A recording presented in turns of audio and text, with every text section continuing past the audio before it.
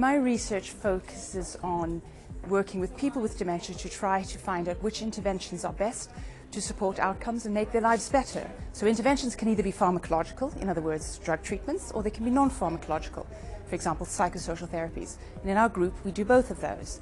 Now, there is no cure for dementia, so a lot of our therapies are importantly looking at the non-pharmacological side, in other words, the non-drug therapy. And one of the studies we're doing is called SenseCog.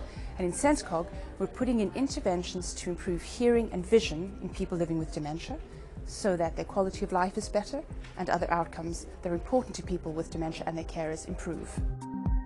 We know that hearing and vision impairments tend to be under-identified in people with dementia, and they have a range of adverse impacts. But there's often an opportunity there. If we can identify these sensory impairments and effectively manage them, we can improve outcomes for people with dementia and improve their quality of life. I'm involved in delivering the sensory intervention, which is part of the SenseCog randomised controlled trial.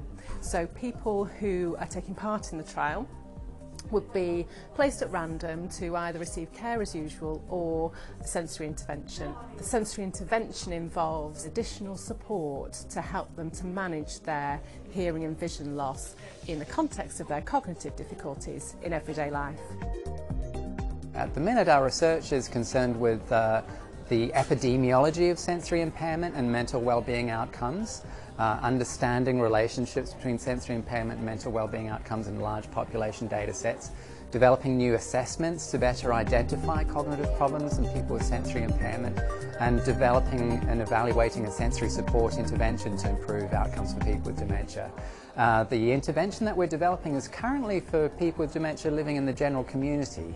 So one of the things we'd like to do in the future is to adapt this intervention to support people in the residential aged care setting better.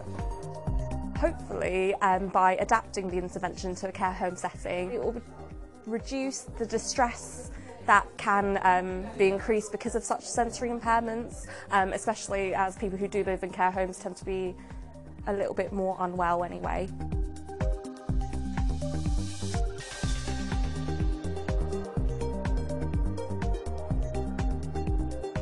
I'm looking at basically hearing loss and dementia in care homes, and I'm going to be looking at alternatives for helping to support them with their hearing loss other than hearing aids. So I'm really excited to get started, and it's a 3-year project. At the moment, we know from previous research that there are really significant barriers and challenges when you're using hearing aids in care homes to help people manage their hearing loss with people with dementia. Hopefully, looking at how we can manage hearing loss more effectively will help us also manage people's communication challenges, which then might reduce some of the behavioural symptoms of dementia and also some of the other maybe frustration around communication challenges that they might face now.